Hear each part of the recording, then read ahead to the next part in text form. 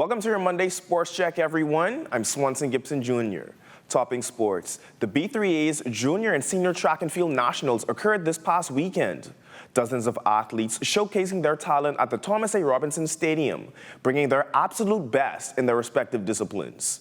The competing talent participating with hopes of qualifying for upcoming international meets. In the women's 100 hurdles, Denisha Cartwright with the upset of the meet, beating indoor world record holder Devin Charlton with a time of 12.97 seconds. I just knew what I needed to do, kept everything forward, everything my coach told me to lock in. Don't worry about the time, just execute, and I feel like I did that. I did exactly what he told me to do, so I'm excited. My main goal is just stay healthy, keep working on what I need to work on, and trust God, and whatever door you open up for me, then that's what it is. In the highly anticipated under-20 men's 400 final, Zion Davis clocking an impressive 45.64 seconds to claim the championship title.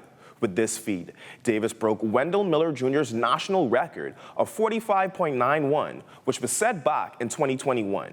Javanya Valcourt capitalizing off her success at the NCAA Division I Championships, finishing first in the 400 in 51.01 seconds. A busy weekend at the Sports Center with the Andre Rogers Baseball Championships taking place just around the way.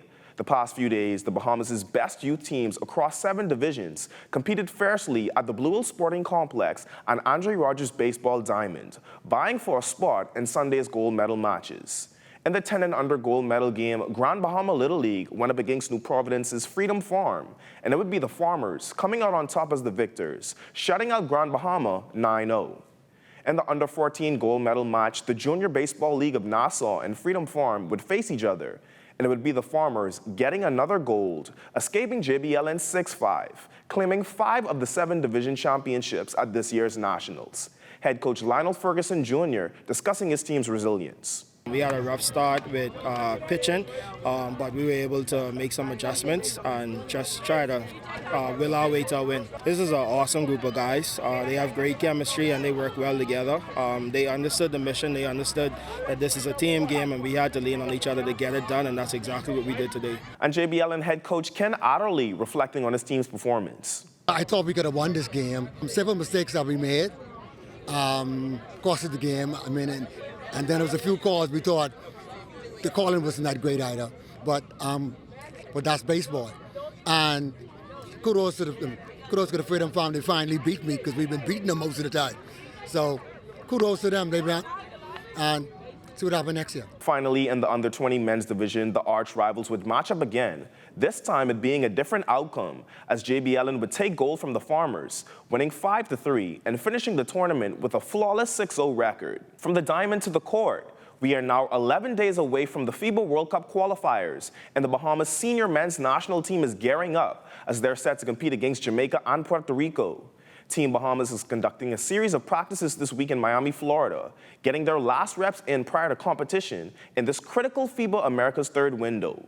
Mikhail McLean was recently named head coach of the squad and speaks to the expectations set for his guys.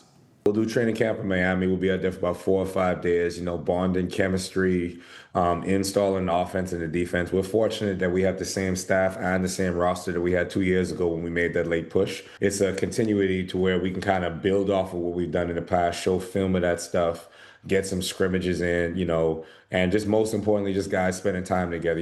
It's a process. A lot of these organizations, they've had the same teams over the past 5 or 6 years, and we're finally in a position where we got the same team from a year ago, 2 years ago, and we just can continue to build on what we've put forth so far. McLean also acknowledging the coaching personnel supporting him. My urgency, I would say, was hiring a really, really good staff. I talked to these guys about 2 months ago just to kind of make sure everybody was on board. Tum Tum had a chance to coach the team last year. He has a lot of experience. Nishad Maki, that's been a part of the team as well. Having him on staff, both of those guys leading our defense. Mikey Thompson, that played on the national team. So just starting with that, we got 3 former players on the coaching staff, and I feel like that's a really, really big deal. And then you add the Charles Allen that I went to high school and college with, that's with the New York Knicks, is helping lead our offense. And then LJ Rose, our general manager, that's done an unbelievable job putting together a roster that's competitive, organizing everything for us to have all of the resources, along with Moses Johnson. So, I mean, we got a really, really good staff, and I feel as though, put us against anybody, we'd be ready to rock out. The Bahamas is set to do battle with Jamaica and Puerto Rico on July 3rd and 6th at the Kendall Isaacs Gym. These series of games are important for the 242 as they aim to compete in the World Cup and climb the FIBA rankings. And that's been a look at your sports on this Monday. I'm Swanson Gibson Jr. See you next time.